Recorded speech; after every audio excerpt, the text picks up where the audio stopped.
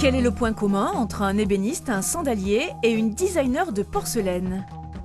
Eh bien, ils font tous partie du cercle, le cercle des créateurs basques.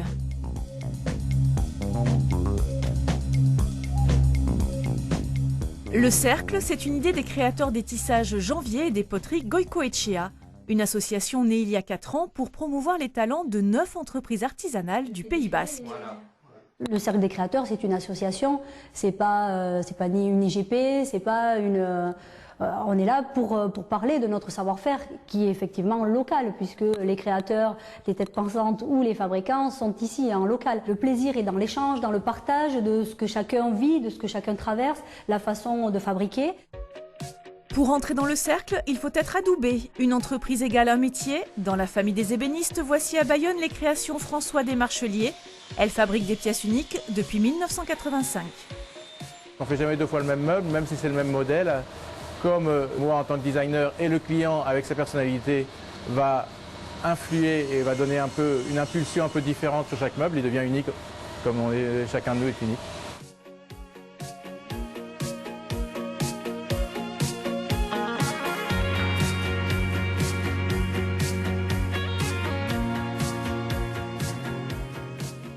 François Desmarcheliers est un artisan passionné et créatif. Il invente des meubles pour les particuliers, les entreprises et pour le prestige aussi.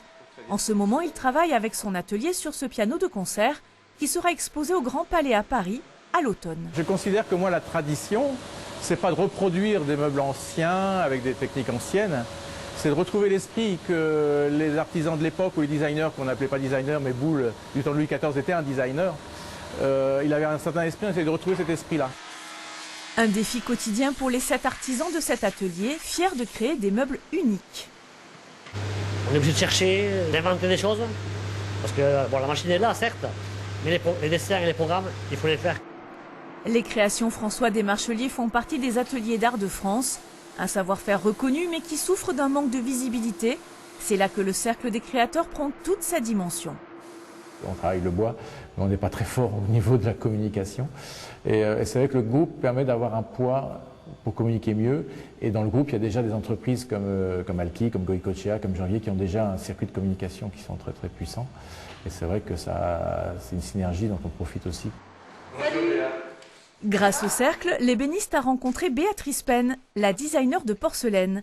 Elle a flashé sur l'excellence de son travail et a imaginé des planches en bois pour la cuisine en forme de grosses pommes, de maison basque et de surf. Fabriquée dans l'atelier de François, elle marque les débuts d'une très longue collaboration. Les créations de Béatrice Penn, vous les connaissez forcément. C'est elle qui a eu l'idée de dessiner des drapeaux du monde entier sur les célèbres gobelets froissés d'un grand éditeur de porcelaine français. Le tout premier modèle, c'était l'Angleterre et puis les États-Unis. Je leur avais demandé l'autorisation de détourner leur produit le plus célèbre. Et puis ils ont tellement aimé l'évocation et puis cette défense des couleurs. C'est vraiment le café des supporters qu'on en est aujourd'hui à plus de 40 drapeaux différents. Béatrice a créé Assiette et compagnie à Biarritz en 2006. Elle a appris le dessin pour illustrer à sa façon de la vaisselle qui embellit le quotidien et évoque ses racines basques.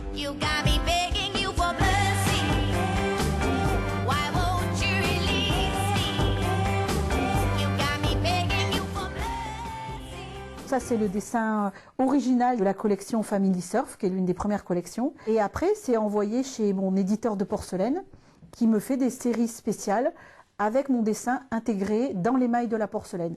Donc l'assiette est fabriquée, et après elle est cuite 3 fois, et la 3e fois à 1000 degrés pour incruster complètement le dessin dans l'émail. C'est pas de la peinture sur porcelaine. Seule contrainte, il faut 300 commandes pour lancer un nouveau modèle.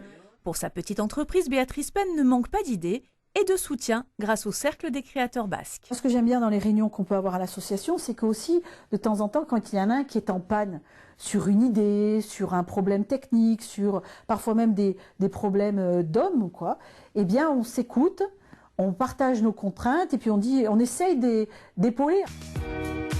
Dans son atelier de Mauléon, Jean-Jacques Houillou est l'âme sous le tigne du Cercle des créateurs. Depuis 25 ans, il imagine et crée les espadrilles Don Quichotte.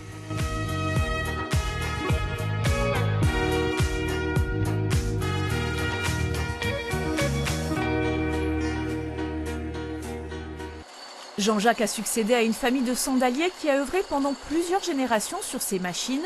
Il fabrique ses espadrilles à l'ancienne. J'ai eu la chance de rencontrer un monsieur qui lui était 3e génération de fabricant d'espadrilles, tout à la main. Il s'appelait Henri Réguible et c'était le sage du pays. Et donc j'ai appris avec lui, tout simplement.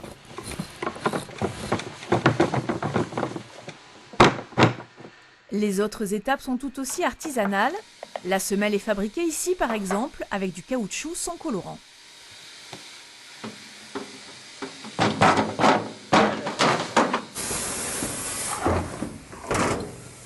Voilà, alors là normalement c'est cuit, vous voyez, le côté jaune s'est dilué, voilà. La toile est aussi découpée selon une vieille astuce, avec toujours le souci d'utiliser au mieux la matière. Nous obtenons un morceau de toile qui va nous servir à faire le devant, un morceau de toile qui va nous servir à faire le derrière. Je prends un devant, je prends un arrière, et voilà, nous avons l'espadrille. Enfin presque, car il faut encore la coudre à la main. Don Quichotte produit 20 000 paires de sandales par an, vendues de la Corée à l'Uruguay en passant par le Japon et les États-Unis. Notre volonté, c'est que toute la main-d'œuvre soit faite au Pays Basque. Et donc on a réussi à créer un canevas autour de nous de gens qui peuvent travailler donc à la main. On travaille avec plein de gens qui sont dans la mode. Alors c'est très bon pour nous parce que ça nous fait bien évoluer sur la qualité. Là actuellement c'est pas Togaz, mais ça a été Stella McCartney, Paul & Joe, Loro Piana. Jean-Jacques Houilloux a imaginé des sandales en peau de truite grâce à la famille Goicoechea, cofondatrice d'un cercle des créateurs décidément très vertueux.